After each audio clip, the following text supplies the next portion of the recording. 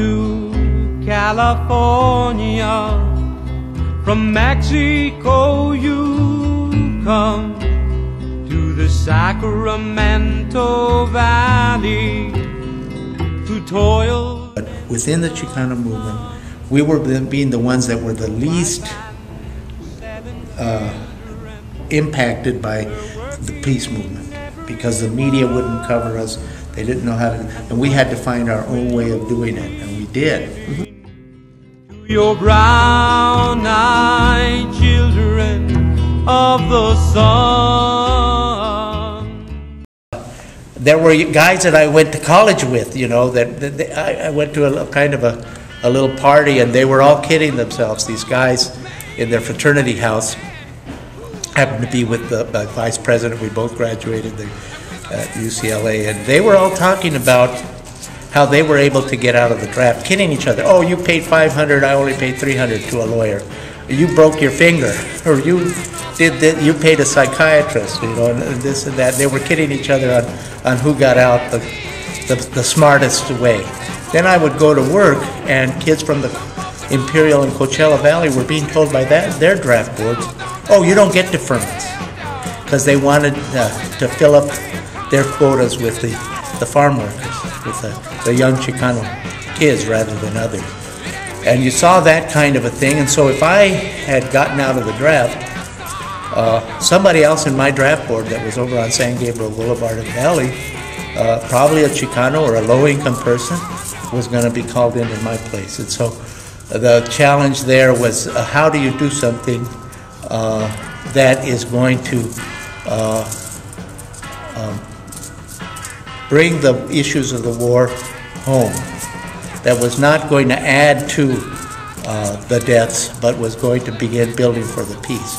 And so that's why I chose to refuse induction. We wanted 5,000 marching in the rain, and the dedication was strong. We knew we could do it. So then we went up here to Denver. There was a National Youth Conference, the second one, that was held at the Crusade for Justice, led by Corky Gonzalez. And we got a motion passed to have a national moratorium on August 29th in LA, with smaller moratoriums in cities, in the barrios, all throughout the Southwest. Here's right after, a few weeks later, in Fresno, there was one, but in Santa Barbara, San Diego, Houston, Albuquerque, Denver, you name it, Sacramento, San Diego, there were all over. This was a key unity thing of the Chicano movement and the farm workers in June in Coachella Valley, where they were having a successful struggle, the farm workers. And Corky Gonzalez, the leader of the Chicano movement, was together with Dolores Huerta and Cesar Chavez. This is a picture from the People's World. The next July, things were growing. 2 undocumented workers were shot, quote unquote, by mistake by the LAPD. And the Moratorium Committee and others got together, held a huge rally protesting because the police issue was big, and this was one of the first big support and including undocumented workers in our struggle.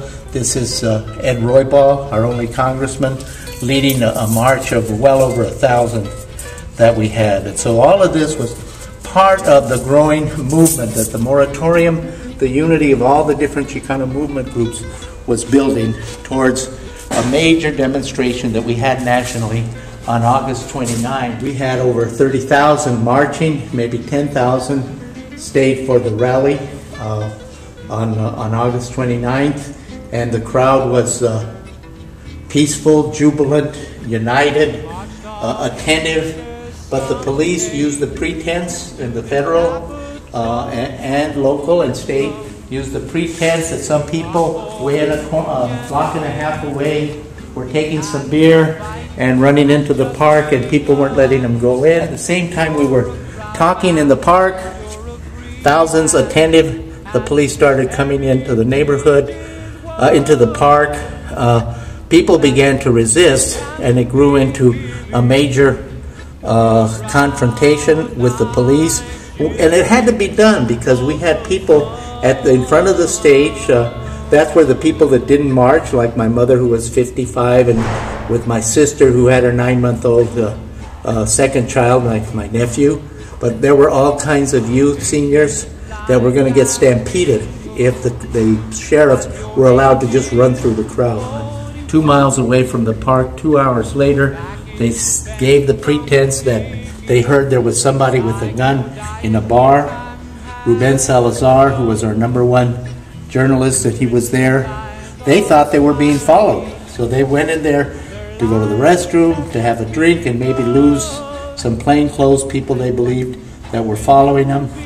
Sheriffs came up to the door, fired. It really was kind of a bazooka. They fired a canister that's supposed to go through wood or barricades, and they fired it through an open window, and it took off much of Ruben Salazar's head. The one person that could tell the story of how we were attacked. In fact, he was talking to some of our leaders, like Bert Corona, Dr. Rudy Acuna, Chole Alatorre, and others.